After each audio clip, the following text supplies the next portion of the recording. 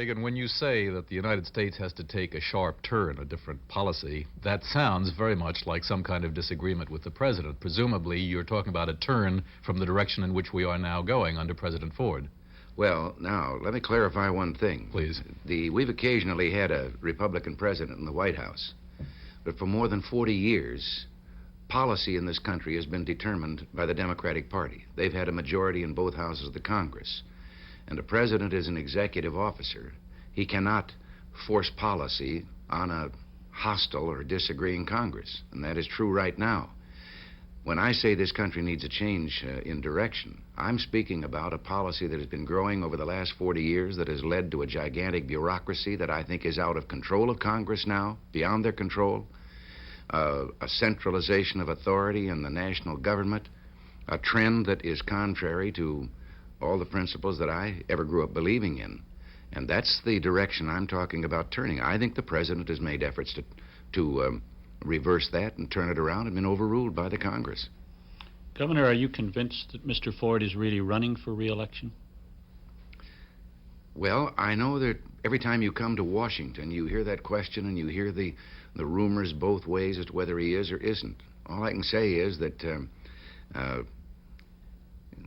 if I could use the terms of my previous profession, if he isn't, he's playing the part of a candidate very well.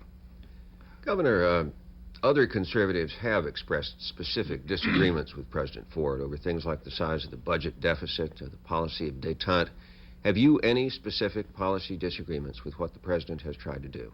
Well, I don't want to get into a running down a laundry list of where we disagree, where we agree.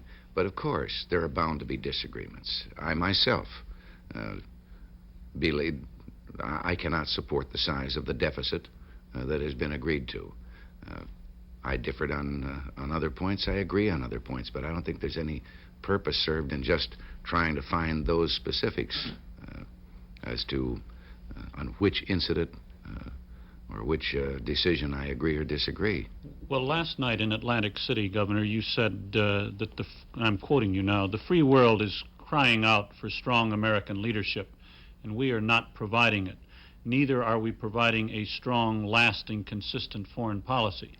Isn't that a fairly harsh thing to say about a president, particularly when he's in the middle of international negotiations? Well, now that "we" was all-inclusive. The president, for example, asked the Congress of the United States in the closing chapters of the tragedy in Vietnam for action which the Congress refused.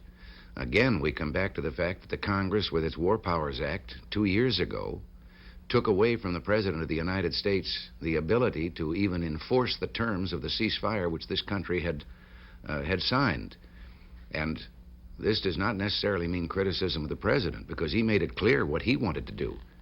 The Congress of the United States, and it's almost the first time that I can recall this happening, refused to back an agreement that had been signed by the Secretary of State in the name of the President with regard to that ceasefire. It brought our prisoners home. It brought our men out of combat. It was an armistice. And then we were to go forward with the idea of a permanent peace, which would, of course, have to be ratified by the Senate. But the Congress 2 years ago just put the United States, or the President of the United States, in the position of sending a Secretary of State someplace now to try to negotiate settlements such as in the Middle East.